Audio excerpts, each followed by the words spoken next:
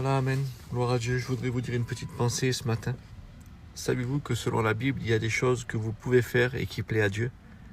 Plus que tout, il y a des choses que nous pouvons lui offrir et qui rendent son cœur très heureux. Dans l'auteur hébreu, au verset 13 et 15, il dit ceci. Par lui, nous offrons donc sans cesse à Dieu un sacrifice de louange, c'est-à-dire le fruit de nos lèvres. Louange à son nom. N'est-ce pas intéressant que la louange soit désignée comme un sacrifice? Savez-vous qu'un sacrifice est quelque chose qui vous coûte? Un sacrifice n'est jamais gratuit.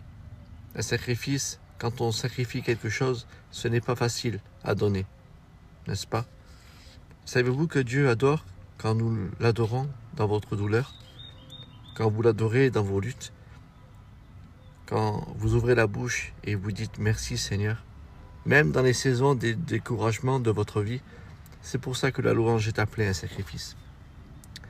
Tout va pour le mieux quand on est au sommet. Et on se dit, oui, gloire à Dieu.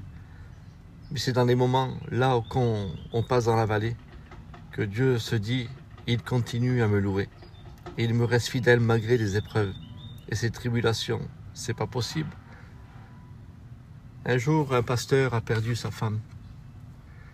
Et quand il a perdu sa femme, tous les chrétiens de son église l'ont regardé, l'ont fixé, l'ont analysé, ont regardé son comportement. Et quand il arrivait le dimanche au culte, il a commencé à adorer Dieu. Il a commencé à lever les mains au ciel. Il a commencé à louer Dieu. Et tout le monde a été surpris de sa réaction. Tout le monde a été surpris de ce qu'il a vécu. Tout le monde ne comprenait pas la situation qu'il était en train de vivre.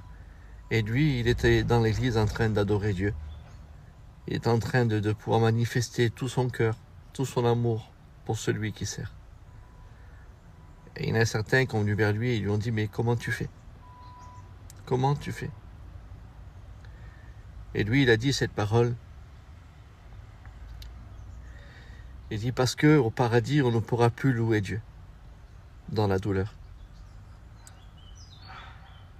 Et j'ai aimé cette parole. C'est que lui, il avait compris que nos luttes sur cette terre, tôt ou tard, arrêteront. Tôt ou tard, ça s'arrêtera. Il avait compris encore que sur cette terre, il était prêt à lutter et à adorer Dieu. Parce que, sachant que dans le ciel que Dieu nous a promis, on n'aura plus de combat à subir. On n'aura plus de découragement à vivre. On sera auprès de lui. Alors je veux te dire cette parole. Là où tu peux être, il y a quelque chose de beau qui est préparé pour nous. Il y a quelque chose qui est préparé pour nos cœurs et pour nos vies. Alors aujourd'hui, si on doit amener notre louange comme un sacrifice, alors vis-la pleinement. Vis-la pleinement dans ton foyer, vis-la pleinement dans ton ministère. Vis-la pleinement aujourd'hui par rapport à tout ce que tu peux passer.